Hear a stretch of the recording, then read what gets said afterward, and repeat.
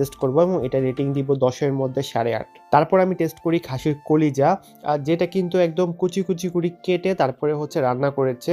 তো এই কলিজাটা মুখে দেওয়ার পরে আমার খুব হার্ড লাগতেছিল। মানে মুখে দিয়ে চাবানো যাচ্ছিল না, শক্ত হয়ে যাচ্ছিল, এরকম লাগছিল। আর এটার টেস্ট আমার কাছে আহামরি রকম ভালো লাগে নাই। আর খাসির কলিজা নরমালি এরকমই হয়। তো আমার কাছে এটা যদি আমি রেটিং দিই তাহলে 10 এর মধ্যে 6, 6.5 এরকম আমি দিব।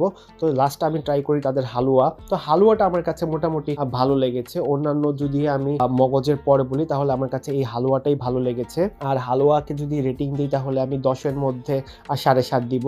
এবং সর্বশেষ আমি তাদের চাটা অর্ডার করি। তাদের এই চাটা কিন্তু অনেক বেশি স্পেশাল এবং অনেক মজা হয় এবং ইয়েস, তাদের চাটা কিন্তু আসলে অনেক মজা ছিল। আর যেটা ছিল 25 টাকা। তো আজকে আমি যতগুলা খাবার ট্রাই করেছি তার মধ্য থেকে সবচাইতে বেশি ভালো লেগেছে আমার খাসির মগজটা এবং তারপরে হালুয়াটা। এবং আমার কাছে তাদের পায়াটা এবং হচ্ছে কলিজাটা ভালো লাগেনি এবং আপনাদের